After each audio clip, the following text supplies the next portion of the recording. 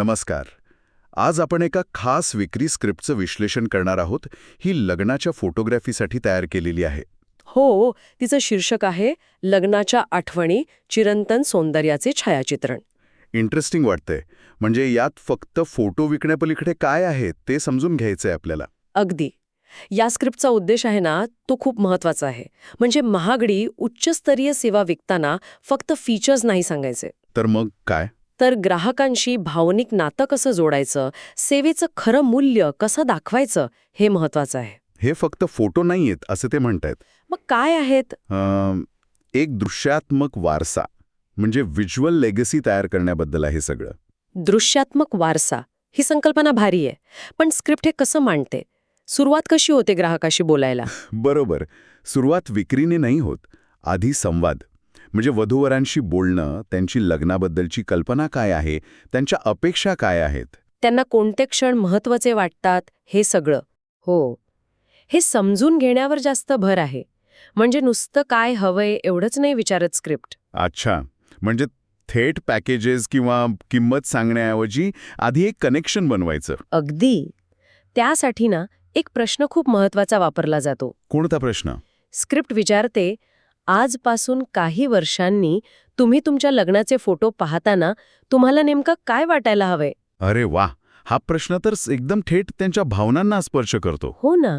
यामुळे काय होतं की संभाषण फक्त एका व्यवहारापुरतं राहत नाही, ते त्यांच्या भविष्यातल्या आठवणीशी जोडलं जातं.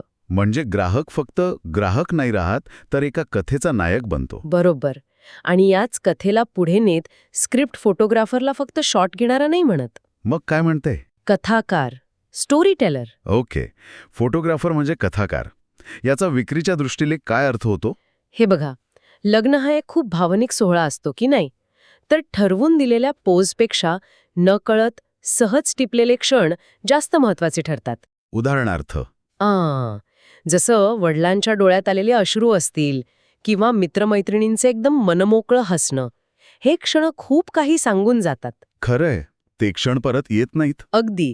स्क्रिप्ट हे सांगते की हे फोटो म्हणजे फक्त चित्र नाहीत, तर त्या जोडप्याच्या प्रेमकथेमधले महत्वाचे अध्याय आहेत. यामुळे सेवेचं भावनिक मूल्य खूप वाढत असेल नाही का? नक्कीच. व्यावहारिक मूल्यापेक्षा भावनिक मूल्य जास्त प्रभावी ठरतं इथे. हे सगळं भावनिक आणि कलात्मक ठीक आहे, पण शेवटी किंमत हा मुद्दा येतोच. एकीकडे समजा 50,000चं पॅकेज आहे, दुसरीकडे 1,00,000पेक्षा जास्त. हा फरक स्क्रिप्ट कसा स्पष्ट करते? इथे स्क्रिप्ट फक्त जास्त तास किंवा जास्त फोटो असं वरवरचं कारण नाही देत. ती गोष्ट वेगळी आहे. मग काय सांगते?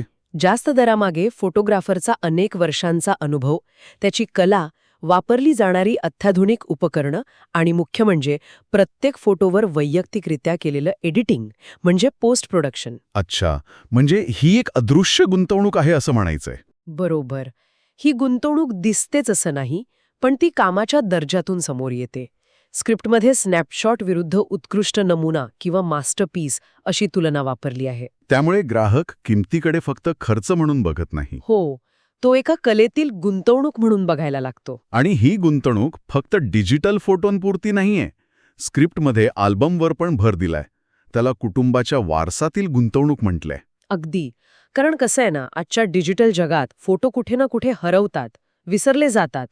फोन बदलला, हार्ड डिस्क क्रॅश झाली की गेलं. बरोबर आहे. पण एक चांगल्या प्रतीचा, खास डिझाईन केलेला अल्बम त्या आठवणींना मूर्त स्वरूप देतो. आणि वारसा हा शब्द वापरल्यामुळे त्याला एक वेगळंच म्हणजे तात्कालिक ते पलीकडचं महत्त्व मिळतं. ही फक्त वस्तू नाही, तर पुढच्या पिढ्यांसाठी जपायची गोष्ट आहे असं बिंबवलं जातं. एक्झॅक्टली. पण तरीही समजा एखाद्याला किंमत जास्त वाटलीच, ग्राहक आक्षेप घेणारच. तेव्हा स्क्रिप्ट काय युक्तिवाद वापरते? अमूल्य गुंतवणूक हे कसं पटवून देतात? युक्तिवाद असा आहे की लग्नातली सजावट, फुलं, केक हे सगळं काही काळापुरतं असतं, ते टिकत नाही. बरोबर. फुले कोमजणार, केक खाल्ला जाणार. पण आठवणी टिपणारे फोटो ते कायम राहतात आणि त्यांची किंमत वेळेनुसार कमी नाही होत, उलट भावनिकदृष्ट्या वाढत जाते. हा मुद्दा महत्वाचा आहे. आणि स्क्रिप्ट हेही सांगते की गुणवत्तेशी तडजोड नाही करायचे, कारण काही क्षण खरंच अमूल्य असतात, ते परत निर्माण करता येत नाहीत. पण अमूल्य गुंतवणूक असं म्हणणं हे कधीकधी ग्राहकाला एक विक्रीची क्लुप्ती वाटू शकते. मग विश्वास कसा निर्माण करायचा? हा तुमचा मुद्दा बरोबर आहे. विश्वास आधीच्या संवादातून, त्या कथाकथनाच्या दृष्टिकोनातून हळूहळू तयार होत असतो. आणि हो, अजून एक गोष्ट, काय? जर क्लायंट स्वतः व्यावसायिक असेल, म्हणजे बिझनेस ओनर वगैरे असेल, तर स्क्रिप्टमधली भाषा थोडी बदलते. अच्छा. कशी? किंवा एक्सक्लुझिव्हिटी, व्यावसायिकता यावर जास्त भर दिला जातो. पण फोटोग्राफीत ROI कसा मोजणार? अर्थात, इथे ROI म्हणजे थेट आर्थिक नफा नाही, पण उत्कृष्ट दर्जाच्या फोटोंमुळे मिळणारा समाधान, कदाचित सामाजिक प्रतिष्ठा किंवा आठवणींची जी कायमस्वरूपी जपणूक होते, तोच एक प्रकारचा परतावा आहे.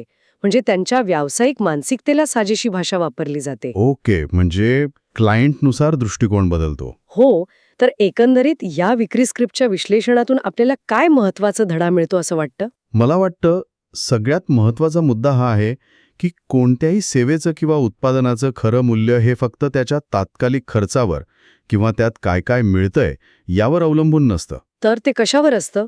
ते भविष्यात निर्माण होणाऱ्या भावना, आठवणी आणि जे टिकणारं मूल्य आहे त्यावर आधारित असू शकतं. ही स्क्रिप्ट हेच खूप प्रभावीपणे करते. ती फोटो नाही विकत, ती भविष्यातल्या आठवणी आणि वारसा विकते. आणि हा विचार खरंच पुढे नेण्यासारखा आहे. ही जी भावनिक आणि मूल्यावर आधारित विक्रीची पद्धत आहे, ती फक्त लग्न फोटोग्राफीसारख्या अत्यंत भावनिक सेवांसाठीच चालते. की इतर व्यवसायामध्ये, अगदी वेगळ्या प्रकारच्या सेवांमध्येही ती तितकीच प्रभावी ठरू शकते. हा विचार करण्यासारखा प्रश्न आहे खरं तर. त्यावर नक्कीच अधिक विचार करायला हवा.